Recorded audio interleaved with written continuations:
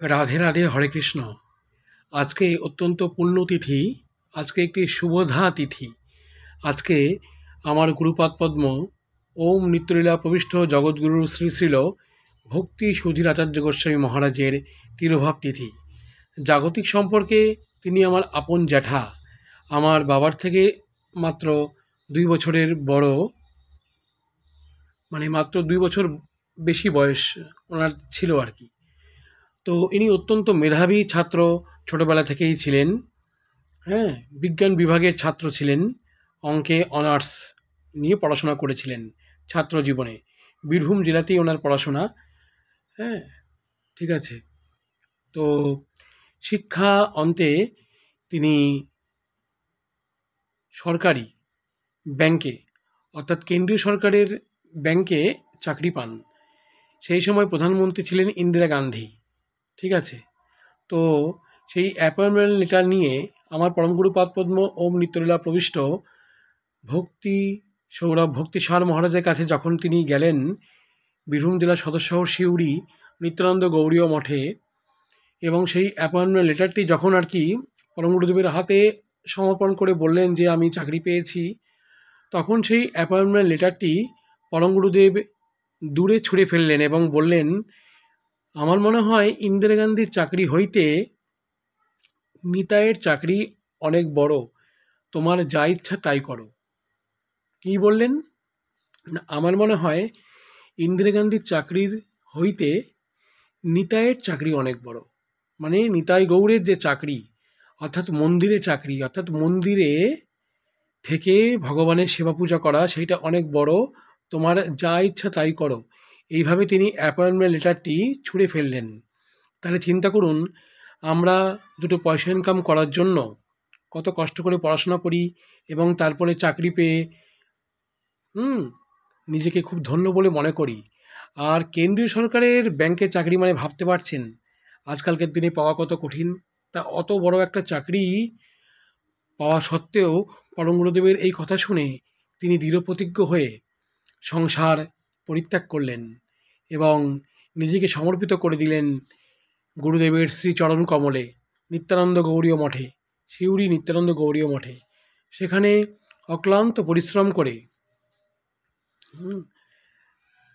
দীক্ষা প্রাপ্ত হলেন গুরুদেবের কাছে। নাম হলো সম্বিতানন্দ দাস। আমার বাবার নাম জড়জাগতিক নাম সুকান্ত সরকার, আর পরম গুরুদেব প্রদত্ত দীক্ষিত নাম শ্রী সুন্দরানন্দ দাস।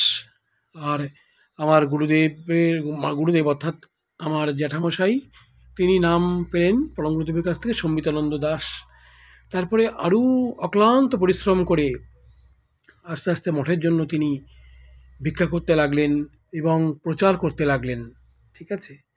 গৌড়ীয় মঠের যে নিয়ম সেগুলোকে ফলো করে, পরম গুরুদেবের আজ্ঞাকে পালন করে তিনি প্রচার কার্যে মনোনিবেশ করতে লাগলেন এবং পরবর্তীকালে তার নাম হলো ওম বিষ্ণুপাদ ভক্তি সুধীর আচার্য গোস্বামী মহারাজ। ঠিক আছে। অত্যন্ত সুবাগ্মী, মানে সুবক্তা। হ্যাঁ, এবং মিতঞ্চ সারঞ্চ, অল্প কথায় তিনি সমস্ত শাস্ত্রের যে নিগুড় বাণী সেগুলোকে প্রকাশ করতে সমর্থ ছিলেন। ঠিক আছে। এবং অত্যন্ত সুন্দর লেখনী তার, যেমন তার কবিতা তেমনি তার বিভিন্ন প্রবন্ধ, অপূর্ব তার প্রতিভা ছিল আর কি। ঠিক আছে। তিনি হলেন গৌড়ীয় গগনের, গৌড়ীয় জগতের এক উজ্জ্বল নক্ষত্র বা জ্যোতিষ্ক। ঠিক আছে। আজ তার তিরোভাব তিথি মায়াপুরে সরভুজ মঠে মহাসমারোহে পালিত হচ্ছে এবং তিনি যেখানে থাকতেন কেন্দ্রা, বর্ধমান জেলার পাণ্ডবেশ্বরের নিকটস্থ কেন্দ্রা রাধাগোবিন্দ গৌড়ীয় মঠে মহাসমারোহে পালিত হচ্ছে। এছাড়া সিউড়ি নিত্যানন্দ গৌড়ীয় মঠ, ভক্তিসার গৌড়ীয় মঠ, আমাদের বৃন্দাবন ধাম, শ্রী আচার্য গৌড়ীয় মঠ, তসরকাটা বীরভূম জেলা। ঠিক আছে। এই সমস্ত বিভিন্ন গৌড়ীয় মঠে তার এই মহিমা আজকে কীর্তন হচ্ছে এবং বিভিন্ন ভক্তের বাড়িতে বাড়িতেও পালিত হচ্ছে। তাই জন্য তিনি বলতেন যে কোনো মানুষ যদি এই পড়াশোনা করে একটা চাকরি পেয়ে যায়, তাহলে তার জীবনটা অনেক ছোট গণ্ডির মধ্যে আবদ্ধ থাকে। এই চাকরির মধ্যে কাজ করতে করতে আসা যাওয়ার পথে যে সমস্ত মানুষের সাথে দেখা সাক্ষাৎ হয় বা চাকরি জীবনে যতটুকু তার পরিচিতি থাকে সেইটুকুই তাই পরিচিতি। কিন্তু আজকে তিনি সন্ন্যাস ধর্ম গ্রহণ করেছিলেন বলে তার হাজার হাজার, সারা পৃথিবীব্যাপী তার হাজার হাজার শিষ্য প্রশিষ্য, হ্যাঁ, তারা সন্তানের মতো তাকে মানে তার মানে মানে তার কাছে তারা তারা সব সন্তানের মতো, আর তিনি তাদের কাছে পিতার মতো। তাহলে তার গণ্ডিটা কতটা প্রশস্ত এবং কত বড় ভাস্ট একটা এরিয়া নিয়ে তার চলাফেরা, তাই না? আমরা সেটা ধারণা করতেই পারি না। তো আমার অত্যন্ত সৌভাগ্য যে এমন একজন জ্যাঠাকে, আপন জ্যাঠাকে গুরুদেব রূপে নিজের জীবনে প্রাপ্ত হয়েছিলাম।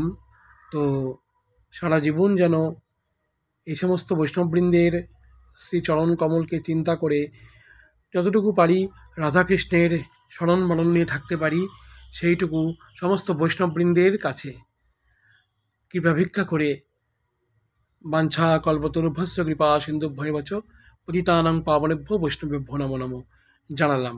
হরে কৃষ্ণ, রাধে রাধে।